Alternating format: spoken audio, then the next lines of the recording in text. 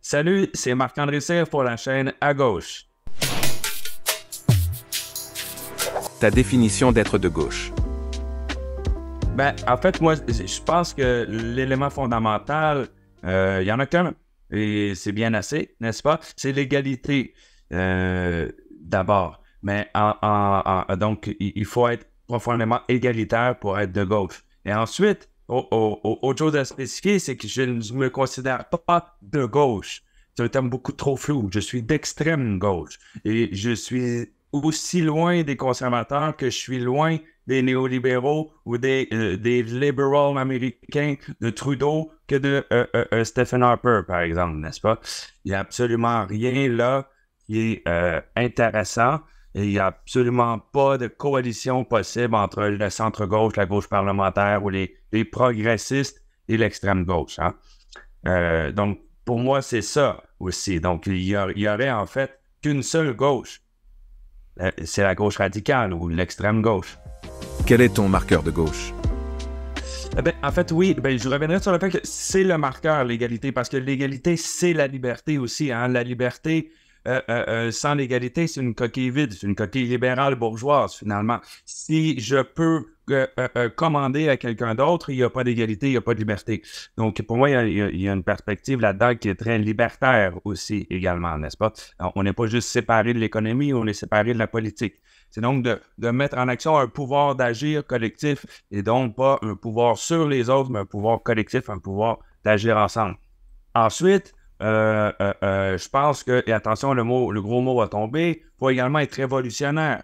Et là, je sais que c'est un mot qui me fait passer pour être comme étant ringard ou je sais pas trop, mais c'est pas quelque chose qu'on choisit d'être révolutionnaire, c'est quelque chose qui s'impose à nous. Je veux dire, donne-moi la possibilité, convainc-moi qu'il est possible de transformer qualitativement la société vers plus d'égalité à travers le régime parlementaire, la social-démocratie, ou je sais trop quelle lubie, j'embarque, tu vois. C'est pas ça la question. La question, c'est que la révolution, elle s'impose. Hein, comme disait Debord, la révolution ou la mort, ce n'est plus un slogan lyrique des années 60, c'est le résultat d'une pensée scientifique. Et pour moi, la seule manière de régler la crise économique, la crise politique qui en découle et la crise écologique, bien entendu, c'est à travers une révolution. Après, je ne sais pas exactement quelle forme ça peut prendre, mais certainement, cette révolution va en finir avec le fétichisme de la marchandise. Donc oui, comme vous l'avez dit, elle sera farouchement anticapitaliste, mais réellement anticapitaliste, elle s'en prendra aux formes du capitalisme et non pas, elle ne veut pas redistribuer le capital, n'est-ce pas, cette révolution, mais elle veut abolir le capital. Mais aussi la marchandise, son fétichisme, l'argent, le travail, salariat, etc., etc. Donc c'est un beau chantier qui s'offre à nous. Quelle serait l'alternative au capitalisme? Et là, très très bonne question. Est-ce que j'ai un plan alternatif? Non. Et je pense qu'il faut l'assumer jusqu'au bout. Hein?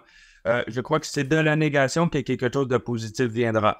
Mais ce n'est pas assez. Ça nous prend effectivement un plan positif. Quelque chose comme une utopie pour renouer avec l'utopie, n'est-ce pas? Ou du moins avec l'idéal, de façon peut-être plus humble. Mais chose certaine, donc les plans, évidemment, il ne s'agit pas d'élaborer des plans précis, n'est-ce pas? Mais que dans la lutte même, qu'on appelle encore une fois, je pense pour ringard, mais la lutte des classes, n'est-ce pas?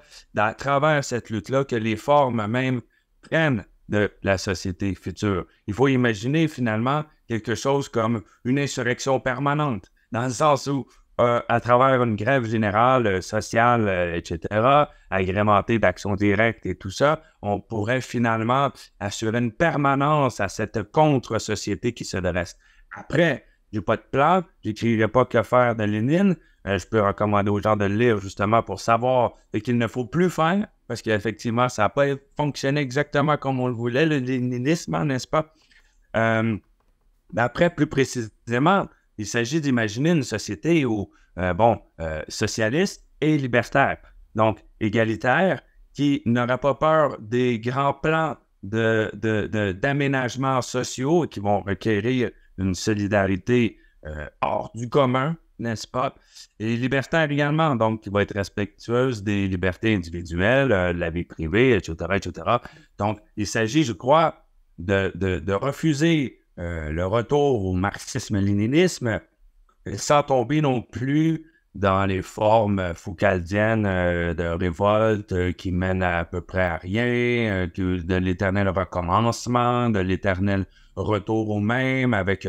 Non, il faut retrouver les principes d'autorité, hein? Autorité du peuple, autorité de la classe, retrouver la possibilité aussi de voir par-delà notre stricte analyse individualiste, je veux dire individualiste au niveau méthodologique, disons, pour voir que finalement, il faut changer les structures, il faut changer la totalité de la société pour arriver à quelque chose de bien.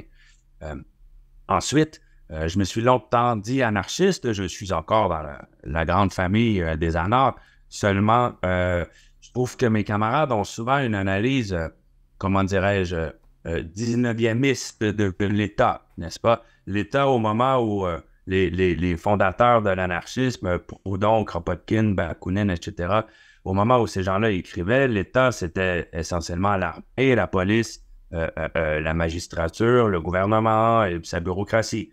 Aujourd'hui, on peut difficilement faire un pas sans rencontrer l'État, n'est-ce pas? Même à l'intérieur de nos maisons. Donc, l'État s'est rendu un peu beaucoup plus difficile à définir. Et je crois que si on détruisait l'État comme Bakounine appelait à le faire, on détruirait la société dans son entièreté, finalement. Donc, il y a là une nouvelle façon d'appréhender l'État, de voir, de mieux l'analyser, de mieux saisir ces portions dont on devra se débarrasser et celles qu'on devra dépasser. Le peuple québécois a-t-il déjà été révolutionnaire? Et là là, t'as vraiment des bonnes questions aujourd'hui. Est-ce que le peuple québécois a déjà été révolutionnaire? Ben, il a flirté avec l'idée, hein, assurément, lors des rébellions de 37-38, qui est le reflet ici d'une crise partout dans le monde, qui est le reflet d'une crise des indépendances, etc. Oui, je crois qu'à ce moment-là, il était prêt. Il aurait pu être prêt, n'est-ce pas? Hein? C'est toujours ça l'ordre linguistique révolutionnaire. Hein? On fait appel au conditionnel. On n'est pas dans l'ordre de ce qui était, mais ce qui aurait pu être. Donc oui, il aurait pu devenir révolutionnaire, je crois. Il aurait pu accomplir cela. Je crois aussi, pardon, que pendant les années 60 également, le Québec a flirté avec l'idée de révolution, un peu comme la jeunesse occidentale un peu partout a flirté avec cette idée. Trop vitement, trop rapidement, elle a été instrumentalisée et intégrée. On pourrait revenir à cette critique de 68 qui a été finalement intégrée au capitalisme et qui constitue aujourd'hui un des angles morts, je crois, de l'analyse. Mais oui, est-ce qu'il pourrait devenir révolutionnaire? Bien sûr. Pourquoi pas? Après, les révolutions, ce n'est pas le fruit nécessairement d'une majorité de la population qui est active, hein? Sans tomber encore une fois dans le discours élitiste marxiste-léniniste. Assurément, les révolutions sont le fait d'une minorité, mais d'une minorité qui est appuyée par la majorité. Mais c'est pas vrai que c'est tout le monde, chacune qui a la possibilité de sortir de chez lui pendant plusieurs mois, de participer à des luttes armées, à des guérillas ou même à des manifestations. Donc oui, c'est possible, croisons les doigts. Je ne suis pas certain que ça va venir du Québec, on ne sera peut-être pas à l'avant-garde, mais en Amérique du Nord, on a une position historique au Québec qui n'est pas gênante. Concernant la gauche, les épisodes de révolte, de contestation. Il y a eu 2012, bien entendu. Le 2012 venait pas de nulle part, venait de 2005, venait d'un mouvement étudiant structuré et qui, historiquement, a réussi à marquer des points comme nulle part en Amérique du Nord, je crois. Disons, dans sa permanence, en tout cas. Et d'une gauche, pas nécessairement institutionnelle, mais d'une gauche radicale qui, si on se compare à des villes ou à des provinces de la même taille, notre histoire de gauche n'est pas si gênante. C'est quoi l'état de la gauche au Québec aujourd'hui? Ça va très mal. Je veux dire, faut pas faire semblant que ça va bien. Bon, il y a des gens qui sont bien contents parce que Québec solidaire est un parti de gauche qui n'a jamais été aussi élevé dans les sondages. bon, d'abord, il semble plafonner, puis ensuite, c'est un parti de centre-gauche comme les autres. Hein. Il a déjà commencé à se centraliser. QS a montré patte blanche. Et finalement, ce qui est assez dramatique au Québec, c'est que pour être respectable, il faut être respectable aux yeux de ses adversaires. Donc, c'est assez incroyable que QS, plus il devient respectable, moins il devient de gauche. Donc, c'est assez impressionnant. Malheureusement, c'est ce qui est en train de se passer avec QS. Ils embarquent dans le discours de la respectabilité bourgeoise, des notables, etc. Et ça ne peut que lui nuire, n'est-ce pas? Ensuite, si je crois que ça va aussi mal, c'est bien évidemment, c'est pas juste à cause de QS, hein, ça sera un peu niaiseux de dire ça, c'est un contexte. C'est pas pour rien que ça va mal au Québec comme ça va mal en France, comme ça va mal ailleurs. La droite ramasse les billes, ramasse le fruit, n'est-ce pas, de la crise économique dans laquelle on vit, ce qui est assez paradoxal par ailleurs. Hein? La crise créée par la droite profite à la droite. En fait, la crise économique, donc de la droite néolibérale, profite aux conservateurs. Et c'est justement dans un gigantesque panneau, un gigantesque piège que tombe la gauche, qui est celui de la guerre culturelle, n'est-ce pas? Elle est incapable de se dépêtrer, de faire un pas de côté pour ramener l'économie au centre de son discours. En fait, c'est exactement le contraire qui se produit, n'est-ce pas? Chantal Mouffe disait, il y a quelques années, j'étais obligé de me battre avec mes camarades pour leur dire, n'oubliez pas les amis, il n'y a pas que la classe sociale qui est importante, il y a aussi le racisme, il y a aussi le sexisme, il y a aussi les minorités. Elle dit, ben aujourd'hui, c'est exactement l'inverse. Je veux dire, n'oubliez pas qu'il n'y a pas que les minorités, l'antiracisme et le féminisme, il y a aussi la lutte des classes.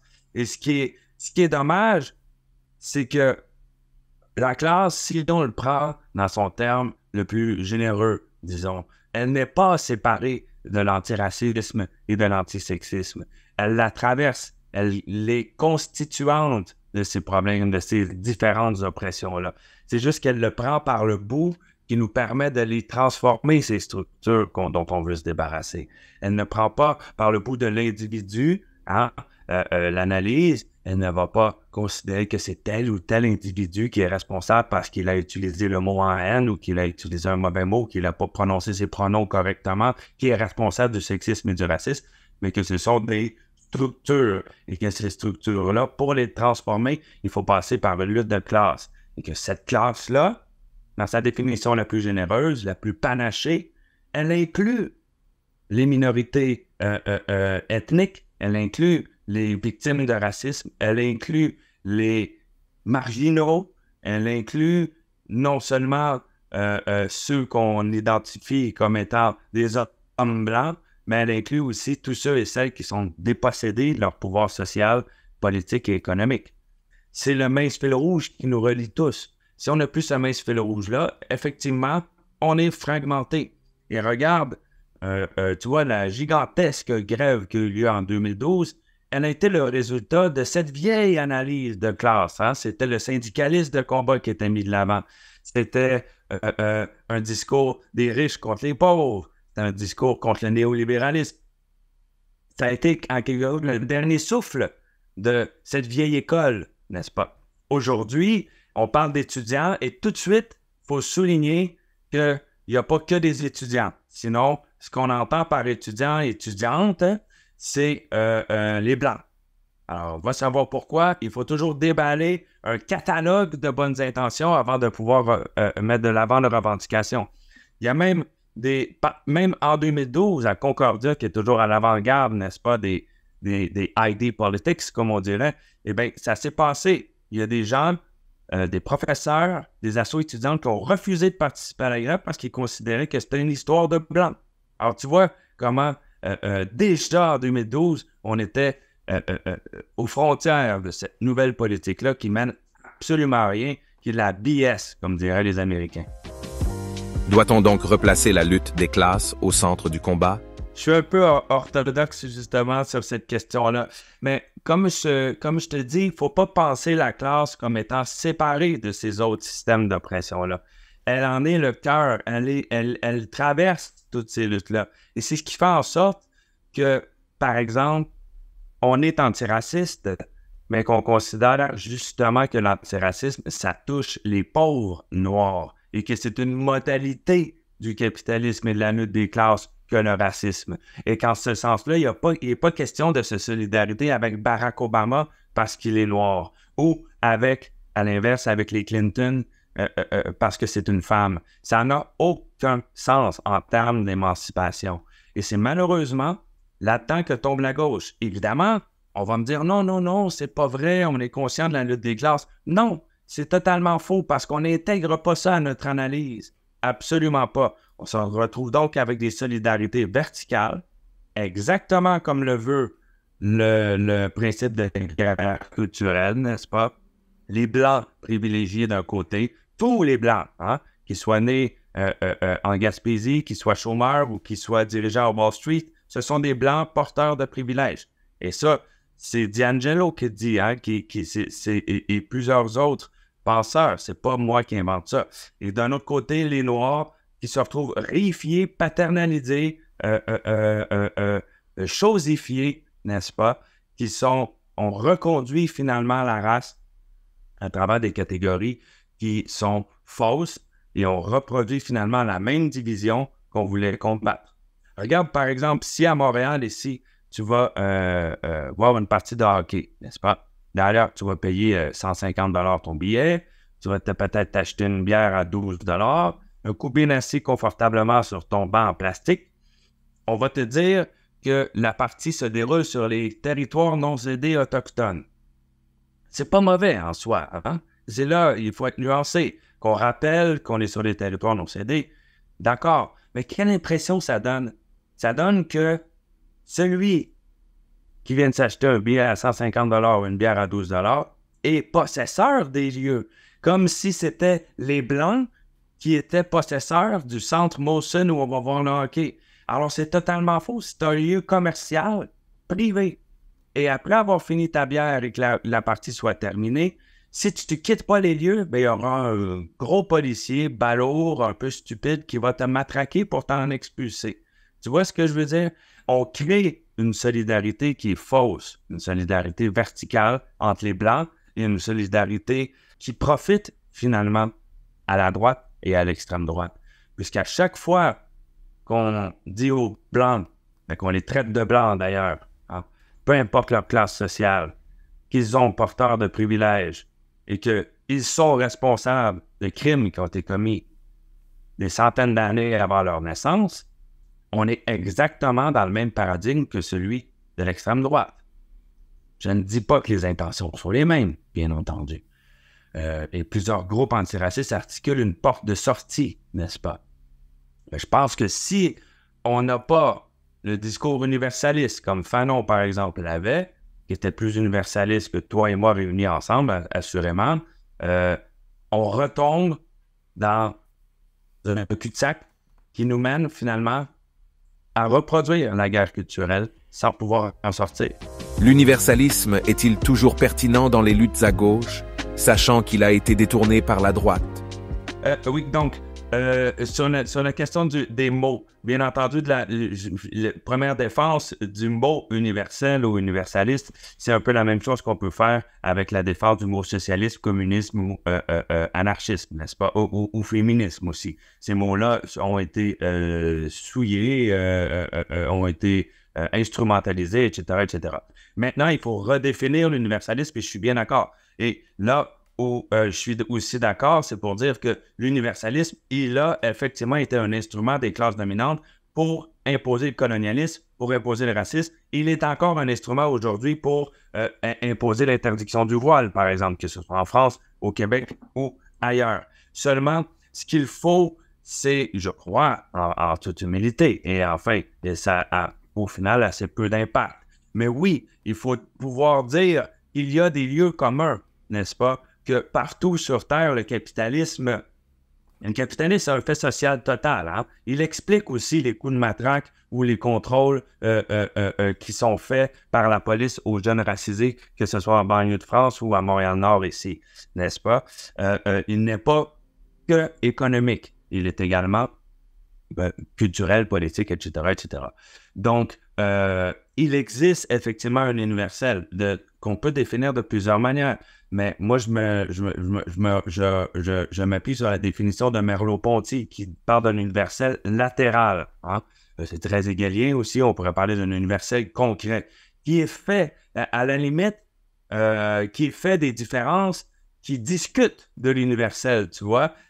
C'est quoi la liberté pour toi? C'est quoi la liberté pour moi? On est déjà, en posant les questions, on est déjà dans l'universel, sans même trouver de réponse. Je pense qu'on peut donner des réponses aussi qui ne contrediront pas ce principe. Il y a donc, oui, un universel qui n'est pas en surplomb, qui n'est pas déterminé par le haut et qui se découvre et se redécouvre. Les apatistes parlaient de multiversel. Bon, j'aime pas trop les jeux de mots, mais peut-être qu'effectivement le terme est plus juste, n'est-ce pas? Mais il s'agit de voir, comme disait Ben Saïd, n'est-ce pas, qu'il y a quelque chose en commun. Il faut au moins qu'il y ait un peu quelque chose en commun. Sinon, on est perdu. Et je crois que ce commun, il existe partout sur Terre. D'abord, un premier niveau anthropologique, hein, on rencontre les mêmes problèmes. Les problèmes de couple, problèmes avec les enfants, face à la maladie, face à la faim, etc. Ensuite, le capitaliste fait ressortir un universel négatif, en quelque sorte. Hein? Épuisement physique, épuisement psychique, maladie mentale, mort. Nous y faisons tous face partout autour du globe. Et ensuite, l'universel, j'ajouterais qu'il doit être en construction. Et cette construction-là, ça fait à travers des luttes communes. Ça ne fait pas à travers, justement, c'est sympathique notre échange, mais ça ne se fait pas à travers des écrans. Il ne se fait pas à travers le spectacle. Il se fait, par exemple, dans des épisodes comme ceux de 2012 au Québec ou ceux des Gilets jaunes en France, où on se rencontre physiquement, n'est-ce pas? Donc, on est dans le particulier, on est dans l'infiniment petit, voire organique, on se rencontre. Et c'est là qu'il se trouve l'universel. C'est là où on voit dans les yeux de l'autre que nous faisons tous partie de la même race humaine. Concrètement, tu vois, pas seulement à travers les bouquins, etc. Donc, oui, dans ce sens-là, à l'universel et même au mot. Ensuite, je ne crois pas qu'il s'agisse de dire que la classe prédomine les autres luttes, mais qu'elle est latérale. Elle traverse horizontalement toutes ces luttes-là. La meilleure façon d'en finir avec le racisme, c'est de lutter contre le racisme et contre sa domination économique et contre la nécessité du racisme pour le capitalisme. Tu vois, il ne faut pas tomber dans le nationalisme, selon moi, ou dans le discours, justement, identitaire. Je crois que c'est Elridge Cleaver des Panthers qui disait hein, « On ne combat pas le feu par le feu. Pour combattre le feu, ça prend de l'eau. » Donc, la solution au nationalisme blanc, ce n'est pas le nationalisme noir, c'est le socialisme. C'est ça aussi une pensée dialectique, c'est de toujours voir la porte de sortie qui se trouve et qui n'est pas l'envers symétrique. C'est une pensée de la contradiction. Et s'il y a symétrie, il n'y a pas de contradiction. Tu as déjà formulé des critiques envers les luttes de genre. Ne faut-il pas laisser chaque lutte se développer et se rejoindre autour d'une lutte commune anticapitaliste et de lutte des classes? Mais en fait, c'est qu'on ne se rejoindra pas, justement. Et c'est peut-être un petit peu facile de dire on se rejoint sur le capitalisme, on ne se rejoint pas sur d'autres choses. Non, il faut prendre ça comme une totalité. Et après, je suis bien d'accord avec toi. Je veux dire, je vais dans des manifs, je ne suis pas en train de toujours achaler tout le monde, invectiver tout le monde en leur disant ta pancarte est injuste, théoriquement, etc., etc. Bien entendu, des luttes, ça se construit concrètement. Et des solidarités aussi. Et je dirais même plus. La solidarité, c'est une altérité. Hein? Je suis solidaire avec quelqu'un justement parce que je ne suis pas parfaitement en accord avec lui, mais que je considère qu'il vit une injustice. Si je suis solidaire simplement de tout le monde qui est exactement comme moi, mais c'est même plus de la solidarité, c'est de la défense d'intérêts privés, tu vois. Donc, mais malgré tout, il faut les adresser, ces problèmes. Lorsqu'il y a des problèmes théoriques comme ceux-là, lorsque j'entends certains discours, lorsque j'entends parler du Québec comme étant une société blanche, par exemple, lorsque j'entends dire que tous les Blancs sont porteurs de privilèges, lorsque j'entends dire que je sais pas, bouffer tel truc, c'est effectivement de l'appropriation culturelle. On rentre un peu dans la folklorisation de l'ennemi avec ces exemples, non? En fait, le danger, pour moi, c'est justement de tomber dans cette négation-là du réel, de considérer que « Ah non, c'est pas si grave. Ah non, c'est exceptionnel. Ah non, ça vient de la droite. Et si je le critique, je vais passer pour réac. » Alors, attendez un peu. Il faut quand même avoir un peu plus de courage. Hein? C'est pas parce que certains nous traitent de réac qu'on l'est. Et ce discours-là, il est présent dans l'extrême gauche, dans les universités, et il est également présent jusqu'à Hollywood, jusque sur Netflix, etc., etc. Il y a donc là, je ne parle pas de wokisme, je parle de progressisme, je parle de gauche postmoderne, etc., etc. Et ce phénomène-là d'individualisation, de jeu identitaire, la guerre culturelle, elle existe. Et si à gauche, on ne fait que dire « Ah non, non, c'est pas vrai, c'est de l'exagération, faites-en pas. Effectivement, tu peux manger du couscous. » Mais je suis désolé, mais il y a des gens qui croient que tu ne devrais pas en manger ou qu'à tout le moins, tu ne pourrais pas cuisiner dans un restaurant. Et on les a vus, la multiplication des cas. Et je suis assez présent dans le milieu académique pour te dire que, par exemple, si tous les cas recensés dans les universités étaient rendus médiatiquement diffusé, ça prendrait une chaîne en continu. Ça n'arrête plus. Il y a un changement culturel réel. Et après, le wokisme, le terme, je l'ai déjà dit ailleurs, ça ne veut rien dire, n'est-ce pas? C'est rendu synonyme de progressisme. Ça ressemble au terme judéo-bolchevique des années 30, en fait. T'es woke si t'es antiraciste, si t'es anticapitaliste, etc. On met tout dans le même paquet. C'est très orwellien, en fait. Seulement, derrière ce faux message-là, il y a du vrai. Il y a du vrai, malheureusement. Le vrai est dans le faux est dans le vrai. Donc, il se passe quelque chose au niveau culturel qui ne se passait pas il y a plusieurs années, n'est-ce pas? Tu vois, j'ai toujours défendu, par exemple, l'antiracisme. Je milite pour les droits des Autochtones depuis des décennies. J'ai milité pour des réfugiés pendant des décennies. J'ai toujours défendu la non-mixité dans le mouvement militant pour les femmes. Et aujourd'hui, je passe pour réac. Justement parce qu'il y a quelque chose dans le capitalisme qui est progressiste et qui ne se refuse de voir la gauche. Il n'y a absolument rien de révolutionnaire ni même de subversif dans la diversité des élites, par exemple. Dans la diversité du spectacle non plus. Tout devient faux, finalement. Et de dénoncer cette fausseté-là, c'est rendu qu'on considère qu'on participe du spectacle. Dénoncer le spectacle devient une participation au spectacle. Alors là, je n'embarque plus. Si, en dénonçant les excès de mes camarades ou les erreurs théoriques de mes camarades, on m'accole directement à droite, eh bien, je réponds que c'est précisément ça, le problème. Précisément ça. Il y a comme c'est un peu un catch-22, mon affaire, là, mais c'est un petit peu ça. Lorsque il est absolument impossible de critiquer une forme de progressisme, une forme d'élitisme, sans passer pour réac, on est cuit. C'est fini. Ben, parce qu'il y a quelque chose. C'est vrai que le capitalisme détruit et a détruit les communautés. C'est vrai qu'il a détruit notre vision de la grandeur, de la transcendance. C'est vrai qu'il détruit toute forme de valeur, de religion, de tradition, etc., etc. Mais quand je dis ça, si on isole mes propos de ce que je viens de dire avant, ben, je passe pour réac, je passe pour conservateur.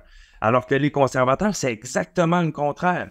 Ils sont idéalistes. Ils ne considèrent pas que c'est le capitalisme puis qu'ils y croient comme une religion, n'est-ce pas? Ils y croient que c'est une forme éternelle. Hein? Et c'est d'ailleurs Kurz, n'est-ce pas, que tu connais peut-être, le philosophe théoricien de la valeur, qui disait « L'Occident n'a jamais atteint la conscience critique d'elle-même, justement parce qu'elle a toujours refusé de critiquer la métaphysique de l'argent. » On n'a jamais atteint cette... Et les conservateurs sont l'enfant bâtard de cet angle mort-là, n'est-ce pas? Et c'est pourquoi il y a une montée de la droite et de l'extrême droite aussi puissant par les temps qui courent. L'économie est en crise. Il n'y a pas de porte de sortie. D'où vient la montée de l'extrême droite et la radicalisation de la bourgeoisie libérale? Ben, c'est de l'ordre de la construction d'un récit parfaitement mensonger, tu vois. Comme je te disais, on est aveugle à la métaphysique de l'argent. On est incapable d'intégrer, à gauche comme à droite, on est incapable d'intégrer cette critique-là du fait qu'on vit dans un régime profondément religieux, n'est-ce pas? Le fétichisme de la marchandise, il est le plus destructeur des fétichismes de l'histoire humaine. Je veux dire, les Autochtones, comme tu sais, fétichisaient certains objets, hein, qui allaient leur porter chance, qui allaient leur porter bonheur, etc., etc. Seulement, les Autochtones étaient beaucoup plus brillants que les Occidentaux et que les modernes, puisque s'il y avait un fétiche qui leur nuisait, qui n'était pas efficace, ils le jetaient, ils s'en débarrassaient. Alors imaginez un fétiche qui crée la guerre, qui crée la famine, qui crée la maladie, qui crée le réchauffement de la planète, et nous, non seulement on n'est pas capable de s'en débarrasser, on redouble de fétichisme à son égard, n'est-ce pas? Puisque, comme tu l'as dit, on se retrouve avec une droite libérale complètement décomplexée qui, finalement, danse sur le cadavre de l'humanité, littéralement. Hein? Le réchauffement de la planète est là et on redouble de démagogie, on redouble de ce fétichisme-là en disant il n'y a qu'une seule solution pour nous et c'est de continuer comme ça. On nie le réchauffement de la planète, on nie la science, on nie la raison, on nie toute forme de collectif aussi. Hein? L'individu roi dans sa grosse Cadillac qui veut préserver son mode de vie, n'est-ce pas? Donc, on se retrouve donc face à une crise économique qui est bien réelle. Et il y a des limites à fuir le réel. Et comme on ne peut pas le fuir ad vitam aeternam, on doit trouver un bouc émissaire. Hein? C'est Ansem Yapé, je crois bien, qui disait que les coupes blancs dans nos forêts créent également des coupes blancs dans nos esprits. Hein? On est donc absolument incapable de voir que c'est le système économique déifié qui crée ces problèmes. Il ne reste qu'une soupape, qu'une porte de sortie. C'est la faute de l'autre, l'ennemi extérieur, le musulman, les migrants en général, le réfugié, et un ennemi intérieur, la gauche, le wokisme, hein, mal nommé wokisme, qui englobe sous son parapluie tout et son contraire, de la gauche libérale à l'extrême gauche anticapitaliste. Donc, pour moi, c'est ça, c'est le résultat de cette crise économique-là qui prend une forme politiquement dégénérée. Et c'est aussi, de manière plus profonde, n'est-ce pas, une crise du capitalisme, mais dans ses formes mêmes, et une crise culturelle également. Puisque on dit souvent qu'on vit en société spectaculaire, hein? Ça fait savant de citer de bord, mais le plus souvent, on ne va pas jusqu'au bout de l'analyse parce que c'est une analyse incroyablement radicale, n'est-ce pas? Qu'est-ce qu'elle nous dit? Elle nous dit que tout est faux. Il n'y a plus de réel auquel on peut s'attacher. Tout est devenu image. Tout est une fausse image, n'est-ce pas? Le réel est devenu faux. Donc, à partir de ce moment-là, quand la logique de la marchandise a tellement imprégné nos esprits, il n'est plus possible de débattre. Il n'y a plus de réel commun sur lequel on peut débattre. On ne peut pas dire « Voici le réel, moi je le vois de telle façon, toi tu le vois d'une autre, discutons. » Non, il n'y a plus d'objet qu'on peut observer. C'est donc le règne des fake news, n'est-ce pas? Et ce n'est pas un hasard si les producteurs de fake news sont aussi les plus grands critiques des fake news. Donald Trump dénonce constamment les fake news. C'est quand même assez spectaculaire. Donc, spectaculaire, justement, sans faux jeu de mots. Donc, tu vois où je veux en venir? C'est la force qui détermine tout. Donald Trump, et bien d'autres, bien entendu, peuvent mentir à répétition. Si ça fait vendre la copie, on va continuer à diffuser cette information-là. C'est absolument scandaleux, n'est-ce pas? Mais ces théories du complot qui visent les musulmans, qui visent les progressistes et qui visent finalement les écologistes, qui visent à peu près tout ce qui peut être collectivement défendu, eh bien, ces fake news, ces théories du complot, elles sont le résultat d'une société qui ne trouve plus la vérité. Je veux dire, ce n'est pas d'obscurs un obscur complotiste qui dit que Québec solidaire répond à un polybureau stalinien. C'est l'ancien un candidat à la présidence du Québec, Jean-François Lisée, dans les pages du très respectable journal Le Devoir, qui l'écrit à répétition. Hein? Et c'est Bernard Drinville qui répondait à Bouchard que lui, si lui avait des études et avait fait une commission sur la question des accommodements raisonnables, eh bien, lui parlait au vrai monde. Donc, tu vois, ça part pas de nulle part. C'est pas d'obscurs extrême droitistes dans un sous-sol seulement qui font des fake news. On vit dans une société qui, en général, est fausse. Tout est rendu faux. Y a-t-il une montée de l'extrême droite au Québec? Oui, je suis incroyablement inquiet. Je ne crains pas, je crains moins une extrême droite de type années 30, chemise brune, chemise noire. Je crois que c'est encore pire, puisque les chemises brunes et les chemises noires ont simplement été remplacées par le veston-cravate, tu vois. L'extrême droite, elle est intégrée, elle a bien compris et elle peut le faire, contrairement à l'extrême gauche, n'est-ce pas? Elle peut très bien s'intégrer au système parlementaire, très bien s'intégrer au régime du marché de l'information, beaucoup mieux que la gauche, hein? La gauche qui est dans une position critique, la droite qui peut très bien, comme on disait, hein, créer des fake news ou jouer avec la vérité. Elle n'a aucun problème éthique à faire cela. Donc, une extrême droite qui finalement se trouve assez bien servie par le libéralisme et par le régime soi-disant démocratique. Donc, il n'y a plus besoin de prôner la lutte armée, la révolution. Il y a encore quelques têtes brûlées qui le font, mais en ce sens-là, je crois que l'intégration de ces idées au libéralisme est encore plus dangereuse, plus pernicieuse, puisque, vous le savez comme moi, traiter aujourd'hui quelqu'un de fasciste ou d'extrême droite, ça leur coule comme l'eau sur le dos d'un canard. Ils s'en foutent complètement.